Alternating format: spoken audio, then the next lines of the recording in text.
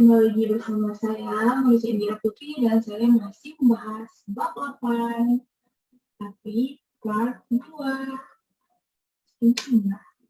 Nah, sebelumnya, sebelum saya melanjutkan materi pada penjelasan yang di part 1 itu, saya jelaskan tentang isu-isu sekitar konsolidasi yang berkaitan dengan perubahan presentasi kepemilikan perusahaan induk atas saham perusahaan anak. Nah, dengan catatan perubahan itu tidak menjadikan pengendalian itu hilang. Artinya, kalau misalnya terjadi perubahan, maka tidak sampai perubahan itu menjadi di bawah 50%. Karena di bawah 50% itu pengendaliannya sudah hilang, dan perubahan yang terjadi tersebut dikarenakan adanya aktivitas transaksi perusahaan induk maupun aktivitas transaksi perusahaan anak. Nah, sekarang saya akan menjelaskan lagi bagaimana akuisisi sahamnya tidak dilakukan di awal periode, tetapi dilakukan pada interim atau di antara periode awal dan periode akhir. Nah, sebelum itu, aktivitas induk yang melibatkan perubahan kepemilikan saham PT Induk atas PT Anak meliputi apa saja? Nah, mari kita bahas. Nah, jadi perusahaan induk itu membeli sahamnya PT Anak dari yang dibeli yang dibeli oleh orang ketiga. Nah, apa konsekuensinya bagi PT Induk, PT Anak dan kepentingan non pengendali? Nah, jawabannya yaitu bagi kepemilikan saham PT Induk atas PT Anak bertambah dan presentasi kepentingan non pengendali berkurang ataupun menurun. Nah, terkait ini, PSAK 65 menyatakan bahwa kalau terjadi transaksi seperti ini yang berdampak perubahan pada kepemilikan PT Induk atas PT Anak, nah, maka yang harus dilakukan oleh PT Induk ketika menyusun laporan keuangan dengan suatu konsolidasi adalah mengakui sebagai entitas apa yang diperbandingkan sehingga muncul dan ada yang diperbandingkan terjadi nilai investasi saham yang dimiliki oleh PT Induk. Nah, akibatnya yaitu pertambahan saham yang ia peroleh dan bagaimana cara menghitungnya. Nah, nilai aset bersih dari PT Anak dikali pertambahan kepemilikannya. Nah, nilai aset bersih ini dari PT Anak itu dihitung dari tanggal 31 Desember. Maka dari itu kita harus mencari nilai aset bersih dari PT Anak pada tanggal 31 Desember. Dan bagaimana cara menghitungnya? Nah, nilai awal pada tahun ditambah laba awal tahun dan ditambah penyesuaiannya untuk dikurang nilai penyesuaiannya. Yang dikatakan yaitu menambah jika PT Anak mengumumkan laba, tapi jika PT Anak mengumumkan rugi, maka penyesuaiannya berkurang. Lalu, yang perlu disesuaikan lagi adalah dividen. Dan apabila PT Anak mengeluarkan dividen, maka dividen ini sebagai pengurang. Nah, langkah selanjutnya yaitu kita mengalihkan dengan berapa persen tambahan saham hasilnya dan berapa juga nilai hasil investasi yang sudah ditambahkan dan yang sudah didapatkan oleh PT Induk juga. Nah, karena dia memperoleh tambahan kepemilikan saham sehingga ada suatu peningkatan nilai investasi pada PT Anak. Lalu akan dibandingkan lagi untuk diserahkan kepada PT Induk sehingga dia memperoleh tambahan saham. Nah, lalu selisihnya itu seandainya lebih besar dari peningkatan investasi pada PT Induk dan pada PT Anak dibandingkan imbalan yang dialihkan oleh perusahaan tersebut lebih besar peningkatan investasinya, maka selisih itu akan menambah ekuitas. Nah, itu kalau selisihnya positif. Kalau sebaliknya, maka itu akan dikurangi ekuitas.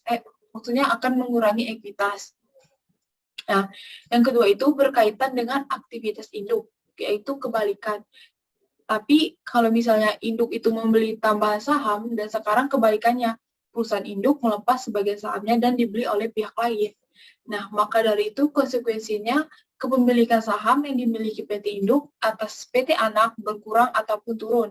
Nah, presentasi kepentingan dan pengendali meningkat ini bakal saya jelaskan lagi itu apa yang bisa dilakukan oleh PT Induk, yaitu sama dengan yang tadi. Dia harus menentukan berapa perubahan investasinya.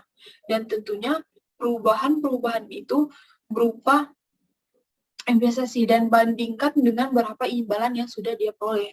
Karena dia menjual saham yang dimilikinya pada pihak ketiga, maka ia menerima berupa kas. Nah, yang ketiga, aktivitas yang dilakukan oleh PT Anak yaitu PT Anak menerbitkan tambahan saham baru yang dimiliki, maksudnya yang dibeli oleh PT Induk. Nah, maka dari itu ada suatu perubahan kepemilikan saham pada PT Anak. Dan bagaimana caranya mempresentasikan presentasi saham PT Induk ketika menambah saham pada PT Anak? Nah, jumlah kepemilikan saham sebelumnya ditambah saham yang baru dibeli dari PT Anak tadi, lalu dikali jumlah saham yang beredar pada PT Anak. Nah, PT Induk akan melakukan suatu perhitungan apakah kepemilikan ini nilai investasinya yang dimiliki PT Induk meningkat atau tidak. Nah, jelas meningkat ataupun menambah nilai investasi pada PT Anak karena perhitungan nilai tercatat investasi sebelum dan sesudah ini memiliki selisih. Nah, selisihnya ini yang akan dibandingkan dengan jumlah uang yang dikeluarkan PT Induk. Nah, jika selisih ini lebih dari uang yang dikeluarkan, maka selisih itu akan diakui sebagai penambah entitas. Nah, baiklah, kita akan melanjutkan materi selanjutnya, yaitu tentang transaksi entitas anak menjual saham tambahan kepada pihak ketiga. Nah, jadi di sini perusahaan anak menerbitkan saham tambahan tetapi dijual kepada orang ketiga. Nah, maka konsekuensinya ini akan mengurangi kepemilikan saham PT. Maka yang pertama kita harus menghitung apakah entitas ini pada nilai tercatat itu berapa jumlah presentasinya. Bisa kita lihat dampak dari penerbitan saham baru adalah turunnya kepemilikan PT Induk. Nah, untuk penerbitan tambahan saham yang dilakukan oleh PT Anak itu meningkatkan suatu ekuitas. Karena dengan menerbitkan tambahan saham, maka PT Anak mencatat modal saham pada debit. Berarti terjadi peningkatan ekuitas pada PT Anak.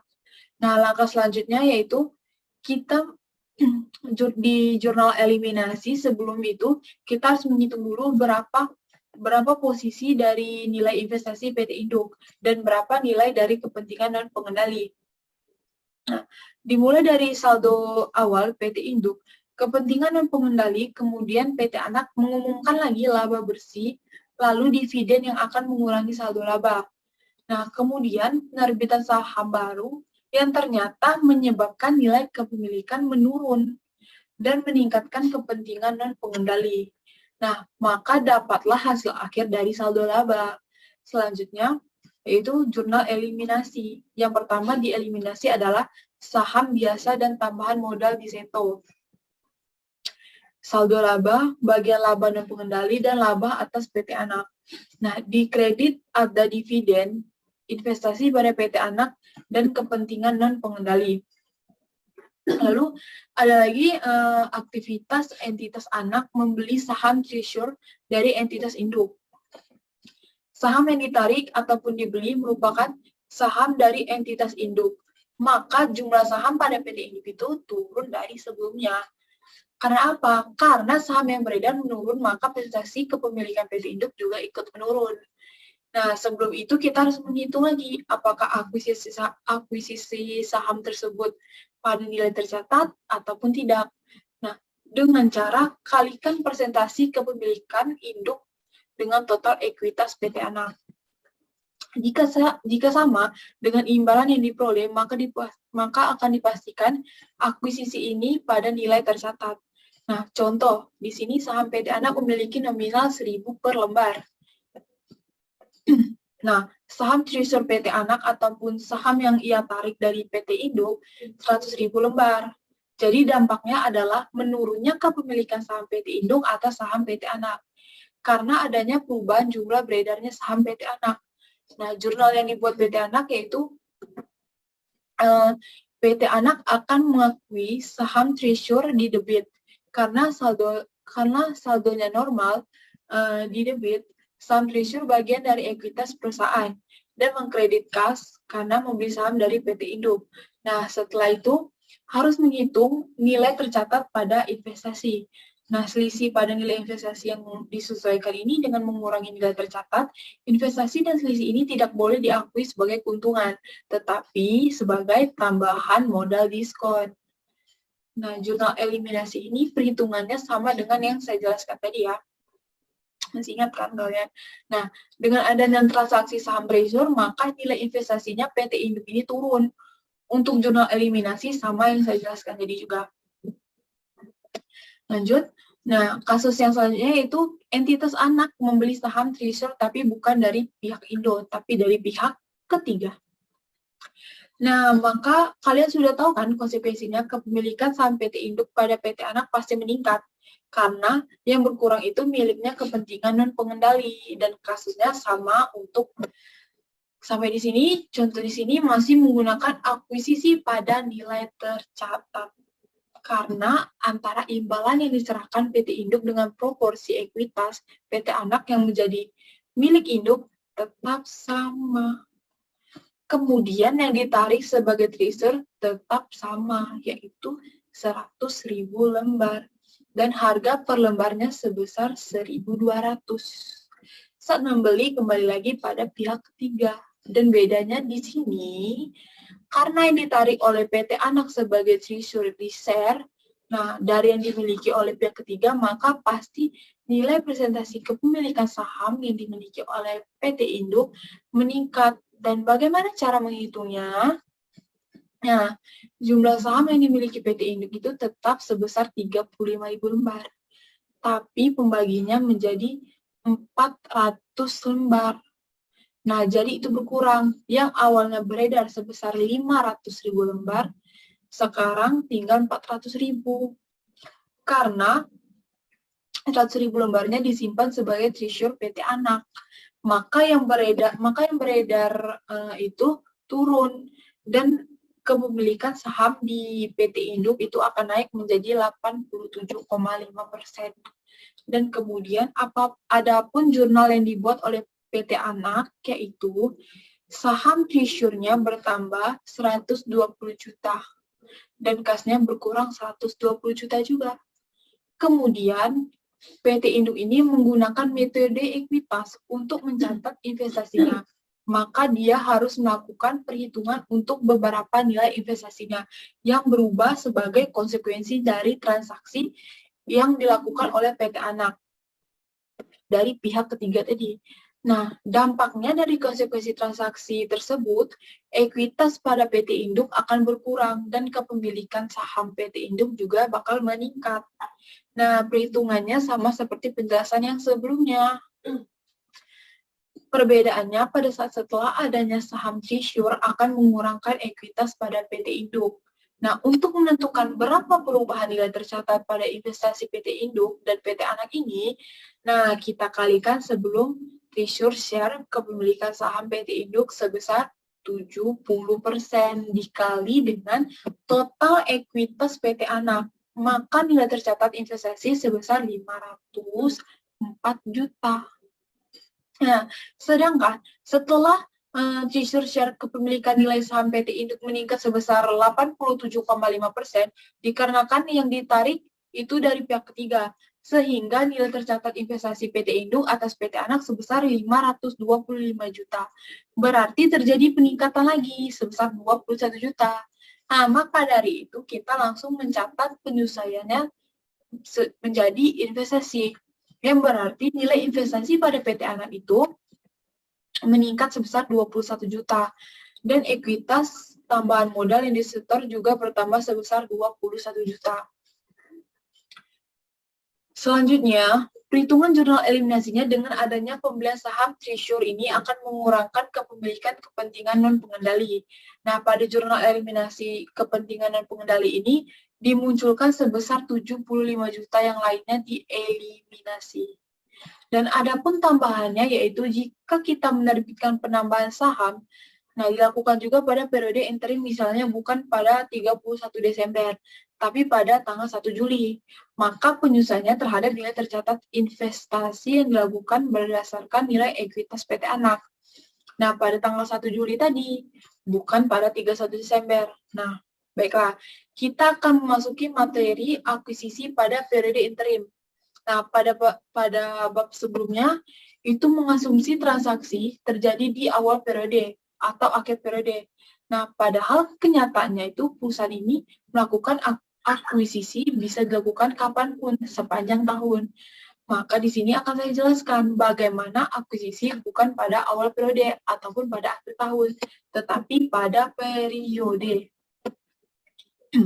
Nah, akuisisi oleh entitas induk atas entitas anak yang terjadi pada periode interim memiliki dampak terhadap penyusunan laporan keuangan konsolidasian. Menurut PSAK 65 menyatakan bahwa entitas induk memasukkan penghasilan dan beban entitas anak dalam laporan keuangan konsolidasian. Mulai dari diperolehnya pengendalian tersebut sampai dengan tanggal ketika entitas anak tersebut dikendalikan.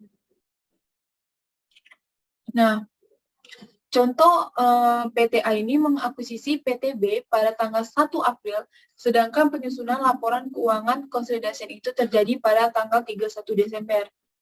Dengan menurut PSAK 65, maka PTA akan melaporkan laporan keuangan tersebut dari tanggal 1 April sampai dengan 31 Desember. Karena PTA baru memperoleh pengendalian tersebut pada tanggal 1 April, dan kita tidak boleh menghitung penghasilan dan beban entitas dari PTB mulai dari 1 Januari. Karena pengendalian yang diperoleh PTA itu dimulai pada 1 April. Kemudian poin berikutnya yaitu dividen yang dibagikan oleh PT Anak sebelumnya terjadi akuisisi. Nah, itu akan mempengaruhi nilai ekuitas PT Anak pada saat akuisisi. Nah, nilai ekuitas ini entitas anak pada tanggal akuisisi diperlukan untuk perhitungan goodwill dan alokasi aset bersih teridentifikasi. Sedangkan dividen yang dibagikan oleh entitas anak setelah akuisisi akan diperlakukan sama seperti pembahasan bab sebelumnya. Nah, pada saat akuisisi ini seluruh nilai tercatat aset dan liabilitas pada PT Anak sama dengan nilai wajarnya kecuali mesin yang nilai wajarnya lebih tinggi sebesar 10 juta. Nah, jika akuisisi dilakukan pada tanggal 1 April 2015 atau dalam periode interim, maka perhitungan goodwill juga dilakukan berdasarkan nilai ekuitas tanggal akuisisi, yaitu tanggal 1 April. Nah, pada saat jurnal eliminasi yang perlu diperhatikan adalah apakah akuisisi tersebut pada nilai tercatat dan akuisisi ini terjadi pada saat periode interim, maka pada jurnal eliminasi ada beberapa peculikan yang harus dibuat. Ada juga jurnal eliminasi untuk goodwill, serta aset dan liabilitas yang teridentifikasi. Selanjutnya ada juga kertas kerja konsolidasi. Nah, yang perlu kita ingat, posisi neraca pada PT Induk pada tanggal 31 Desember dan neraca pada PT Anak 31 Desember, dan sebelahnya eliminasi dan konsolidasi, dan selalu ingat saldo normal akuntansinya. Nah, baiklah, mungkin itu saja bab 8 ini, karena penjelasan tadi sudah sangat-sangat jelas dan teraktual. Baiklah, saya akhiri bab 8 ini. Bila ada salah kata, saya mohon maaf. Kalau misalnya penyampaian saya kurang lengkap atau kurang jelas, kalian bisa komen di bawah ya. Saya akhiri, wabillahi taufiq wal hidayah. Wassalamualaikum warahmatullahi wabarakatuh.